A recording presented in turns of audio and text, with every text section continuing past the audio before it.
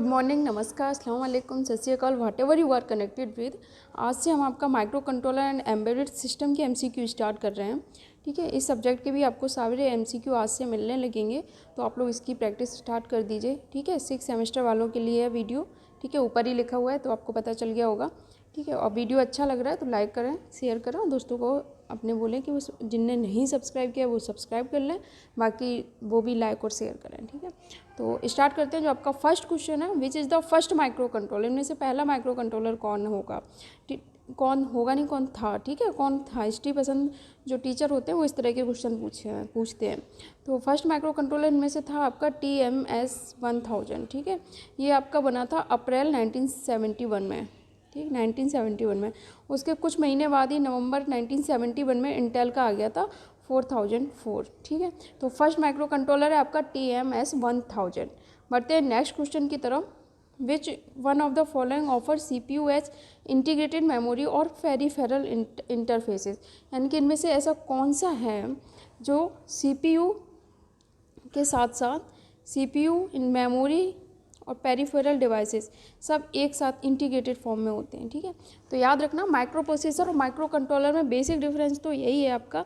जो micro processor होता है, ठीक है, उसमें मेमोरी चिप या मेमोरी आप कह सकते हो, मेमोरी और पेरिफेरल डिवाइसेस इसके बाहर एक्सटर्नल कनेक्ट होती हैं। ठीक है, एक्सटर्नल डिवाइस के यूज में होती है, एक्सटर्नल यूज होती है। ठीक है, लेकिन जो माइक्रो कंट्रोलर होता है उसमें माइक्रो कंट्रोलर को हम लिख सकते हैं माइक्रो प्रोसेसर। ठीक है, मतलब पूरा लिख लेना आप लोग, माइक्रो प्रोसेसर प्लस मेमोरी या पेरिफेरल डिवाइसेस। ठीक है, और पेरिफेरल डिवाइसेस।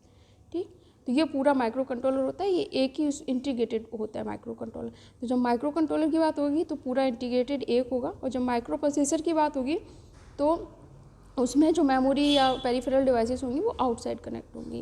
तो इसमें इंटीग्रेटेड पूछा है, एक में ही पूछा है memory CPU S integrated memory और पेरिफेरल इंटरफेस डिवाइस, तो इसका आपका आंसर कौन सा हो जाएगा? Micro controller.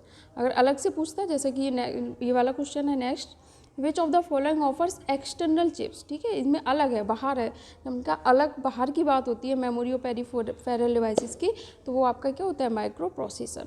ठीक, अगर इंटीग्रेटेड होता तो इसका आंसर आपका माइक्रो कंट्रोलर होता, जैसा कि लास्ट क्वेश्चन था। बढ़ते हैं नेक्स्ट क्वेश्चन की तरफ। How many bit does N MC6800 family have? ठीक है, तो MC6800 ये हैव 8 बिट। ठीक है, इनकी 8 बिट होती है, ये मोटोरोला का बना हुआ है। ठीक है, नेक्स्ट क्वेश्चन है आपका, व्हाट इज CISC? CISC क्या है? तो जो CISC होता है, और एक आपने सुनी होगी, दो चीज़ होती है, एक CISC और एक होता है RISC। ठीक है, दोनों एक दूसरे के अपोजिट है, कॉम्प्लीमेंट्री कह सकते हो आप। दोनों के एक दूसरे के क्या है? कॉम्प्लीमेंट्री। CIS होता है कॉम्प्लेक्स इंस्ट्रक्शन सेट कंप्यूटर, जो इंस्ट्रक्शन सेट होती है वो बहुत कॉम्प्लेक्स होती हैं। ठीक है, तो कॉम्प्लेक्स इंस्ट्रक्शन सेट कंप्यूटिंग होगी आपका ये C ऑप्शन इसका सही हो जाएगा। ठीक, कॉम्प्लेक्स इंस्ट्रक्शन सेट कंप्यूटिंग। और जो RISC होता है, मतलब इसका अपोजिट होता है, इसमें बहुत कॉम्प्लेक्स इंस्ट्रक्शन सेट होती है और इसमें बहुत कम इंस्ट्रक्शन सेट होती है। R का मतलब होता है रिड्यूस्ड इंस्ट्रक्शन सेट। ठीक है, अगर यहाँ पे RISC की फुल फॉर्म पूछी गई होती है आपसे, तो क्या लिखते हैं आप लोग? Reduced instruction set computing. ठीक है, ये कॉम्प्लीमेंट्री, C से कॉम्प्लीमेंट्री और R से रिड्यूस, और ये ISC इंस्ट्रक्शन सेट कंप्यूटिंग है आपकी। ठीक है, कोई भी पूछी जा सकती है एग्जाम में। ठीक है, मैंने यहाँ दोनों बता दी, आप लोग सही करना है एग्जाम में। नेक्स्ट क्वेश्चन है आपका, what is the most basic non volatile memory?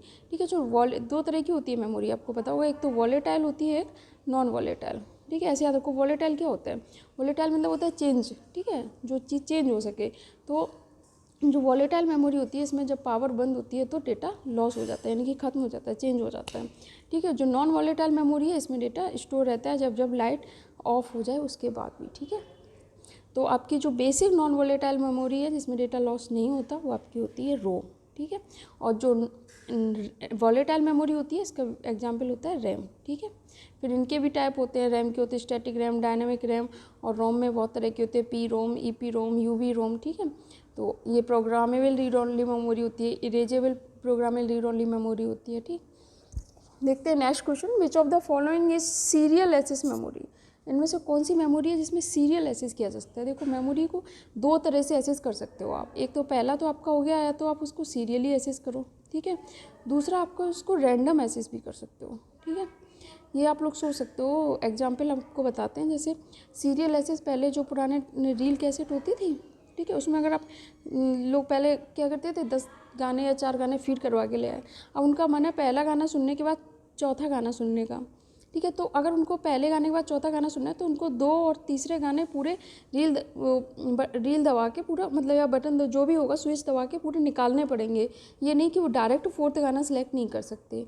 तो वो होता है आपका सीरियल, ऐसे वो सीरियल में ही बढ़ेगा। फर्स्ट के बाद सेकंड सॉन्ग आएगा, सेकंड के बाद थर्ड सॉन्ग आएगा, उसके बाद आपको 4th सॉन्ग आएगा। ये होती है आपकी सीरियल एक्सेस मेमोरी। दूसरी हमने आपको बताया रैंडम एक्सेस मेमोरी, ठीक है। रैंडम एक्सेस मेमोरी क्या, आप डायरेक्ट लोकेशन को सिलेक्ट कर सकते हो और वही चूज कर सकते हो। आप देखते हो जैसे DVD प्लेयर वगैरह कुछ होते हैं तो मॉडर्न वाले, तो उसमें आप क्या कर सकते हो, आप टाइम फीड कर दिया कि आप जैसे मूवी देख रहे थे, ठीक है, 2 घंटे 50 मिनट पे चल रहा है, ठीक है। यहाँ पर आपने छोड़ी हुई थी, आपने टाइम सेट किया 2 घंटे 50 मिनट, तो डायरेक्ट वहीं से ओपन हो जाएंगे। आप डायरेक्ट एक्सेस कर सकते हो, ठीक है। उसको रैंडम आप जो लोकेशन चाहो फीड कर दोगे, 1 मिनट 50 सेकंड पे आ जाए तो उसी लोकेशन पे आपकी वो पहुंच जाएगी मैम, ठीक है, वहीं से स्टार्ट हो जाएगा। तो वो से हम बोलते हैं रैंडम एक्सेस। और जो एक सीरियल से ही जाएगी, एक के बाद दूसरे ही आएगा, दूसरे के बाद तीसरे ही आएगा, तो जब ये सीरियल होगा तब आप उसको बोलोगे सीरियल एक्सेस मेमोरी। तो सीरियल एक्सेस मेमोरी का एग्जांपल होता है शिफ्टर। शिफ्टर क्या होता है, जैसे ये आप इस तरह से समझ लो, इस तरह से शिफ्टर एक तरह से रजिस्टर ही होते हैं, तो इनमें सीरियल एक्सेस होती है, ठीक है। पहले ये वाला डेटा बाहर ये वाला डेटा आएगा बाहर, फिर ये वाला यहाँ पहुँच जाएगा, ये वाला यहाँ पहुँच जाएगा, ये वाला यहाँ से फिर दूसरा डेटा जाएगा, फिर ये यहाँ पहुँचेगा, ये यहाँ, मतलब एक एक करके ही सीरियल एक्सेस होगा, ठीक। तो इसका आंसर आपका हो जाएगा शिफ्टर, इनको बोलते हैं शिफ्टर, जिसमें सीरियल एक्सेस होती है। नेक्स्ट क्वेश्चन है आपका, विच of the following memories has more speed in assessing data, ठीक है। इनमें से कौन सी है मेमोरी जिसमें डेटा को एसेस करने की स्पीड अच्छी होती है। तो इसका जब डेटा स्पीड अच्छी की बात आए तो आपका होता है स्टैटिक रैम, ठीक है। जो स्टैटिक रैम, 2 तरह की रैम होती है आपकी, एक स्टैटिक रैम होती है और दूसरी होती है आपकी डायनेमिक रैम। जो स्टैटिक रैम होती है उसमें 4 से 6 ट्रांजिस्टर यूज होते हैं 1 बिट के स्टोर के लिए, ठीक है। 4 से 6 ट्रांजिस्टर 1 बिट के स्टोर करने के लिए, ठीक। और डायनेमिक रैम होती है, इसमें कैपेसिटर यूज होते हैं। तो ये जो स्टैटिक रैम होती है ये ज़्यादा फास्ट होती है, क्योंकि डायनेमिक रैम में कैपेसिटर होते हैं, वो चार्ज लूज़ कर जाते हैं, उन्हें बार बार रिफ्रेश करना पड़ता है, तो इस वजह से स्टैटिक रैम में आपकी स्पीड अच्छी होती है। तो इसका ए आंसर आपका सही हो जाएगा। चलते हैं नेक्स्ट क्वेश्चन की तरफ। What is the purpose of the address bus. Address bus का पर्पज़ क्या है, ठीक है। To provide data to and from the chip, to select a specified chip, to select a location within the memory chip, ठीक है। Address bus जैसे आपके नाम से समझ रहे हो, ठीक है, कि एड्रेस बस है, ठीक है, मतलब यानी कि वो आपको क्या बताइए, एक पर्टिकुलर लोकेशन बताएगी मेमोरी चिप के अंदर। To select a location within the memory chip. और इसके अलावा इसमें आपको दी गई है एड्रेस बस, ठीक है। जो एड्रेस बस तो आपकी बताई दी हमने, क्या, to select a location within the memory chip, ठीक है। पर्टिकुलर एड्रेस को सिलेक्ट करती है एड्रेस बस। उसके अलावा जो एक और बस होती है डेटा बस, ठीक है। जो डेटा बस होती है वो क्या करती है, ये वाला ऑप्शन, अगर डेटा बस पूछा जाता है यहाँ पे तो ए ऑप्शन सही होता, to provide data to and from the chips, ठीक है। तो इसका सी ऑप्शन सही हो जाएगा। डेटा बस पूछा होता तो ए ऑप्शन सही होता, जो चिप को डेटा देती है और लेती है वहाँ से। और एड्रेस बस होता है एक पर्टिकुलर लोकेशन बताता है मेमोरी चिप में, ठीक। ये इसके बाद बढ़ते हैं नेक्स्ट क्वेश्चन की तरफ। Why is static RAM more preferred than dynamic. Static RAM को हम क्यों प्रेफर करते हैं, क्योंकि इसमें लो पावर कंजप्शन बहुत कम होता है, क्योंकि इसमें 4 से 6 ट्रांजिस्टर लगे होते हैं, जबकि डायनेमिक रैम में क्या कैपेसिटर लगे होते हैं, ठीक है। तो इसमें चार्ज लूज हो जाता है, इसलिए पावर ज़्यादा यूज़ होती है, इसमें low power consumption static RAM में, ठीक। इसके बाद बढ़ते हैं next question. Which of the following can access data even when the power supply is lost. Power supply lost होने पर भी कौन सा डेटा एक्सेस कर सकता है, तो ठीक है, हमने बताया आपको नॉन वॉलेटाइल, ठीक है। तो यहाँ पर नॉन वॉलेटाइल लगा हुआ है, तो ये इसका आंसर आपका क्या हो जाएगा, ए। वॉलेटाइल होता है उसमें डेटा लॉस्ट हो जाता है, जो और जिसमें बना रहता है वो होती है नॉन वॉलेटाइल, तो इसका ए ऑप्शन सही हो जाएगा। आपका ये वीडियो 10 मिनट का वीडियो रहता है, इसे बनाने में मैं अभी तक 3 बार पॉज कर चुकी हूँ, क्योंकि बार बार बेटा बीच में रो जाता है, तो मैं इतनी मेहनत कर रही हूँ आप लोगों के लिए, बार बार आके वहाँ से बनाती हूँ। तो आप लोग एटलीस्ट इतना करें कि वीडियो को शेयर करें। आप लोग शेयर कम कर रहे हो, ठीक है, जितना ज़्यादा पॉसिबल हो शेयर करें, और लाइक भी नहीं करें। जितने व्यूज आते हैं ना उसके आप क्या कहो 1-6 भी लाइक नहीं जाते, ठीक है। तो कम 50 व्यूज आते हैं तो पता चलता है 6-7 लाइक जाते हैं। तो आप लोग लाइक करने में क्या प्रॉब्लम है, आप लोगों को एटलीस्ट लाइक करो, शेयर करो, ठीक है। इतनी मेहनत कर रहे हैं आप लोगों के लिए, तो मेरा तो भी कोई बेनिफिट है नहीं, तो आप लोग लाइक करते रहो, शेयर करते रहो, ठीक है। जितना ज़्यादा पॉसिबल हो शेयर करो। चलो ठीक है, देखते हैं next question. Which memory storage is widely used in PCs and embedded system, ठीक है।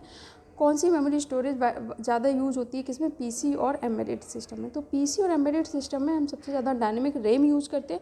और डायनेमिक रैम क्यों यूज़ करते हैं, क्योंकि ये इसकी चीप होती है, सस्ती होती है, कॉस्ट कम होती है इसकी, ठीक है। मैंने लिख भी दिया है, because it's cost is low, ठीक है। स्टैटिक रैम या flash memory and EPROM, इन सब की static RAM, flash memory, EPROM, इनकी कॉस्ट हाई होती है, इसलिए हम इसको डायनेमिक रैम यूज़ करते हैं पीसी और एम्बेडेड सिस्टम में। आपके सब्जेक्ट का नाम है micro controller and embedded system, तो एम्बेडेड सिस्टम से इसलिए पूछा जा सकता है आपसे। विच of the following memory technology is highly denser, कौन सी ज़्यादा डेंसर होती है, तो आपकी डेंसर से डी से डायनेमिक रैम, ठीक है, डी से डी रैम, ठीक है। तो डेंसिटी, हायर डेंसिटी पूछा जाए, हायर डेंसर पूछा जाए, एक ही बात है। तो आपकी हो जाएगी कौन सी, डायनेमिक रैम, ठीक है। डायनेमिक रैम हाईली डेंसर होती है क्योंकि इसमें एक कैपेसिटर यूज़ किया जाता है 1 बिट के लिए। और उसमें हम स्टैटिक रैम में हमने आपको क्या बताया था, क्या होता है, ट्रांजिस्टर यूज़ किए जाते हैं 4 से 6। विच one of the following is a storage element, static RAM.